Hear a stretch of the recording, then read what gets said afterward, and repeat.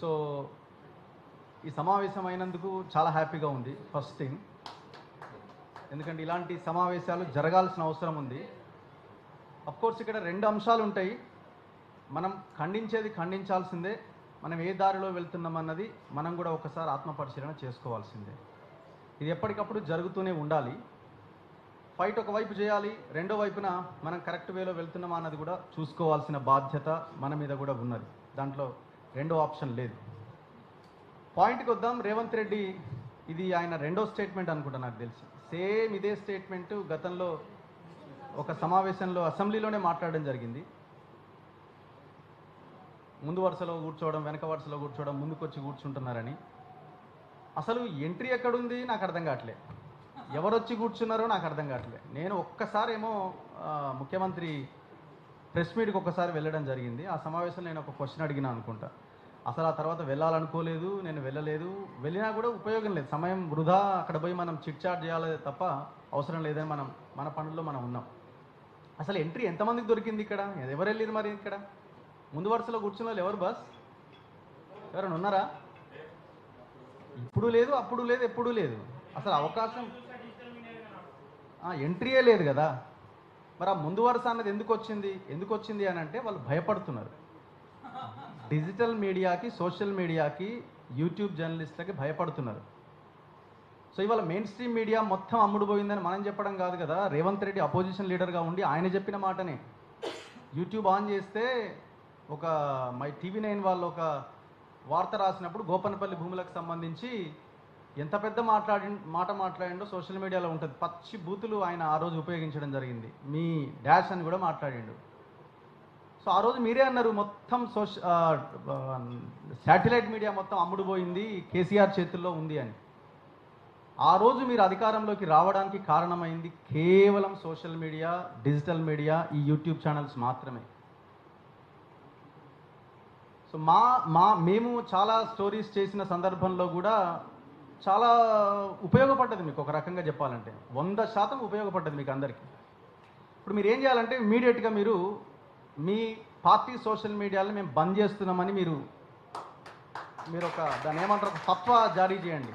Fatwa means అదే ఒక gazette లాంటి నోటిఫికేషన్ ఇచ్చేసుకోండి మీ పార్టీలకి. మీరు మా పార్టీ ఆఫీసులో సోషల్ మీడియా టీంలు ఉండవు, మేము ఇన్స్టాగ్రామ్లకి, ఫేస్బుక్లకి, లేకపోతే యూట్యూబ్లకి మేము వ్యతిరేకము అని మీ పార్టీ గైడ్లైన్స్లో పెట్టుకోండి ఇమీడియట్గా. ఎవరైతే డిజిటల్ మీడియా వద్దు అనుకున్న వాళ్ళు ఉన్నారో మీ పార్టీ గైడ్లైన్స్లో ఇది ఇమీడియట్గా చేర్చుకోవాల్సిన అవసరం ఉన్నది. తక్షణమే ఏదైనా ఒక మంచి ప్రోగ్రామ్ చేసినప్పుడు మీరు కొన్ని యూట్యూబ్ ఛానల్స్ని వాళ్ళతో మాట్లాడుకొని బయట్లు తీసుకొని వాటిని పబ్లిక్లోకి పంపించి దాన్ని ఉపయోగించుకోవడానికి ఆ రకంగా వాడుకుంటున్నారే. ఏదైనా ఒక నెగిటివ్ అంశం వచ్చినప్పుడు దాన్ని డైజెస్ట్ చేసుకోలేకపోతున్నారు. మేము చాలా గర్వంగా చెప్తున్నాను. నేను మొన్న వర్టెక్స్ అనే ఒక వెంచర్లో ఒక వార్త ఇస్తే అది పెద్ద వైరల్ అయింది. 25 ఎకరాల అసైన్డ్ ల్యాండ్, గవర్నమెంట్ ల్యాండ్లో ప్రభుత్వం వెళ్ళి బోర్డులు పెట్టింది. 200 కోట్ల భూమిని కాపాడింది డిజిటల్ మీడియా. సో ఇది ఒక సాటిస్ఫాక్షన్. చూపించండి ఏ శాటిలైట్ ఛానల్ ఏం వార్తలు రాస్తుందో. చివరికి మేము అందులోకి వెళ్తే శాటిలైట్ ఛానళ్ళ వ్యక్తులు అక్కడ బ్రోకర్ల కింద పనిచేస్తున్నారు. అండ్ ఇప్పుడు చదువుకున్న వాళ్ళు, చదువుకోని వాళ్ళు అంటున్నారు. ఇప్పుడు రామోజీరావు చాలా గొప్పగా చదువుకున్నాడు, ఫిలిం సిటీ కట్టిండు, జనాలని మొత్తం ముంచి భూములన్నీ ఆక్రమించి 3000 ఎకరాలు 4000 ఎకరాల్లో ఉన్నది, 3-4 చెరువులు ఉన్నాయి అందులో. మరి ఇప్పుడు ఆయన ఆదర్శంగా తీసుకోవాలి జర్నలిస్టులంతా. ఈనాడులో పనిచేసిన వాళ్ళు ఫీల్ అయినా మనకి ఇబ్బంది లేదు, ఎందుకంటే తెలంగాణని ముంచిన బ్యాచ్ ఇదంతా కాబట్టి. రాధాకృష్ణ, కిరోసిను ఏవో రకరకాలుగా మాట్లాడతారు. ఇంకా కొంతమంది టీవీ ఛానల్ ఓనర్లు అయితే అంత డ్రైవర్లే కదా, ఇబ్బంది పడ్డా మాకేం ఇబ్బంది లేదు. కానీ ఇక్కడ ఉన్న వాళ్ళంతా ఓనర్లు తర్వాత నెంబర్ 2 పొజిషన్లో ఉన్నవాళ్ళు. మీ ఓనర్లు ఏ పరిస్థితిలో ఉన్నారు, మేము ఓనర్లుగా ఉన్న వాళ్ళం ఏ పరిస్థితిలో ప్రజల కోసం పనిచేస్తున్నాం కంపేర్ చేసుకోండి ఒకసారి. మీవి శాటిలైట్ ఛానళ్ళు 100 కోట్లతో పెట్టి నడిపిస్తున్న ఛానళ్ళు, 10-15 మంది ఎంప్లాయీస్ని పెట్టుకొని రాష్ట్రంలో ఉన్న ప్రజల్ని చైతన్యం చేస్తున్న సైనికులం డిజిటల్ మీడియా సైన్యం. సో రాబోయే రోజుల్లో డిజిటల్ మీడియా ఈ జర్నలిస్టులు థ్రెట్ అని భావించి వాళ్ళ నోటి వెంట ఈ వ్యాఖ్యలు వస్తున్నాయి. ఒక లైన్ గీస్తున్నారు శాటిలైట్ మీడియాకి, జర్నలిస్టులకి అండ్ యూట్యూబ్లో పనిచేస్తున్న జర్నలిస్టులకి మధ్య ఒక లైన్ గీస్తున్నారు. ఇప్పుడు అందరినీ ఒకే ఘాటిన కట్టేస్తున్నారు. మీరు ఒకవేళ మీరు మాట్లాడాలనుకుంటే ఇగో ఫలానా పార్టీ ఫలానా ఛానల్ వాళ్ళకి సంబంధించి ఏదో మాట్లాడుతున్నారు, వాళ్ళ గురించి మీరు మాట్లాడుకోండి, పార్టీల గురించి మాట్లాడుకోండి, మీరు వాళ్ళ గురించి మాట్లాడండి, వాళ్ళు మీ గురించి మాట్లాడుకుంటారు. కానీ మొత్తం వ్యవస్థను గాడిన కట్టేసి ఇక మీరు జర్నలిస్ట్ యూట్యూబ్లో పనిచేసే వాళ్ళంతా ఇంతే అంటే, ఇప్పుడు ఆయన రవీష్ కుమార్ అని ఒక senior most journalist national channel నుంచి వచ్చిన ఆయన అంటే ఇక ఆయన కూడా ఇక అంతేనా? ఆయనకు చదువు రాదు, ఆయనకు తెలివి లేదు, అట్లాంటి వాళ్ళని కూడా అదే ఘాటిన కట్టాలా? అండ్ దట్టు మనం కూడా ఒకసారి ఎవ్రీడే ఒకసారి మనం చెక్ చేసుకుంటూ ఉండాలి. 100% మనం ఎలాంటి అన్పార్లమెంటరీ లాంగ్వేజ్కి వెళ్ళకూడదు. రేవంత్ రెడ్డి మాట్లాడింది కదా, కేసీఆర్ మాట్లాడింది కదా, ఇంకోరు మాట్లాడిన వాళ్ళు మాట్లాడతారు. వాళ్ళు పొలిటీషియన్స్ అండి, వాళ్ళు పొలిటీషియన్స్, మనం జర్నలిస్టులు అండి. పొలిటీషియన్స్ మాట్లాడతారు బూతులు. సో మనం కూడా కొంత జాగ్రత్తగా ఉంటూ మనం కార్నర్ చేస్తూ వెళ్తుంటే భయపడాల్సింది వాళ్ళు, మనం కాదు. ధైర్యంగా నిలబడాల్సింది మనం, భయపడాల్సింది వాళ్ళు. భయపెట్టే పొజిషన్లో మనం ఉన్నాం, వాళ్ళు భయపెట్టాలని చూస్తున్నారు. నిలబడాల్సిన పొజిషన్లోకి మనం రావాలి. ఈ పోరాటాన్ని ఇంకా మరింత బలంగా ముందుకు తీసుకెళ్లాల్సిన అవసరం ఉంది. Thank you very much. Thank you అన్న.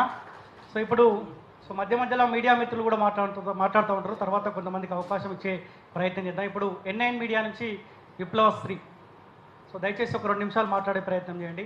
సో తర్వాత దాసరి సీన్ అన్న, సో పృథ్వీరాజ్ అన్న కూడా మళ్ళీ మాట్లాడతాడు. సో మనందరికి కూడా సో ఏం చేస్తే బాగుంటుంది, ఎట్లా ముందుకెళ్తే బాగుంటుంది అన్న ఆలోచన కూడా సో మనలో నింపే ప్రయత్నం చేస్తారు. ఒకసారి ఎన్ఐఎన్ మీడియా నుంచి విప్లవశ్రీ.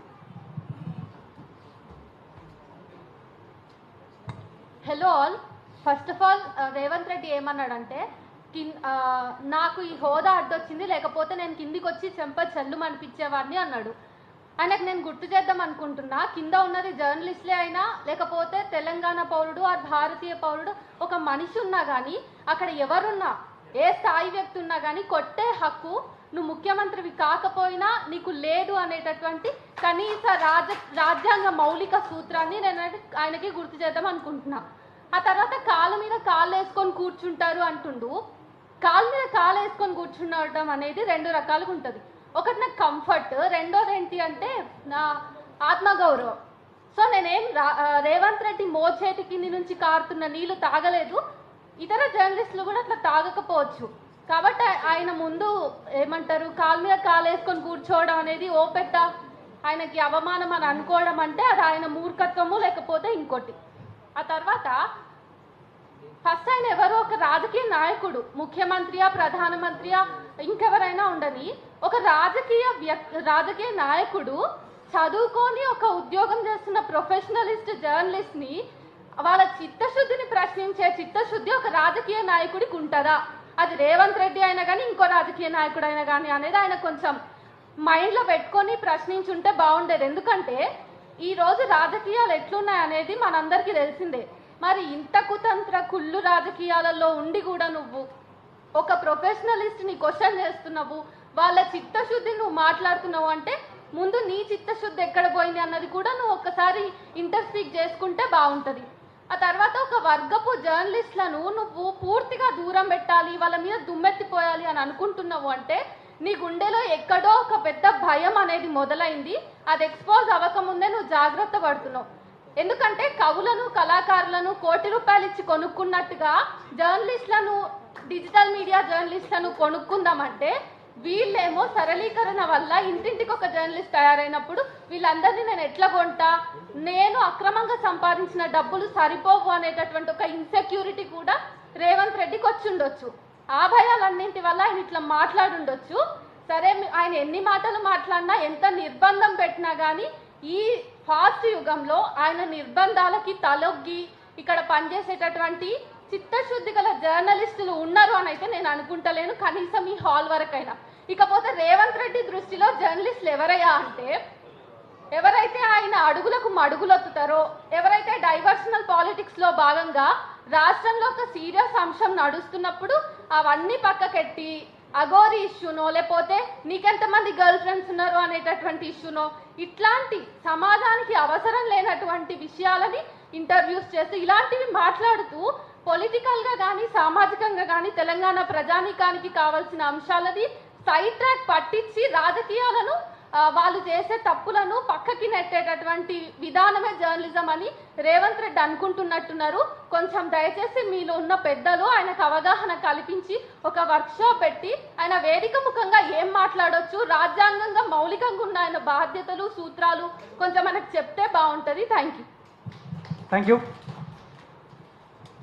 సో ఇప్పుడు మన డెమోక్రసీ మీడియా జర్నలిస్ట్ నాగేష్ మాట్లాడతాడు. సో ఆలోచన వసంత్ అన్నది అయినప్పుడు, మా అందరిది అయినప్పుడు, సో నాగేష్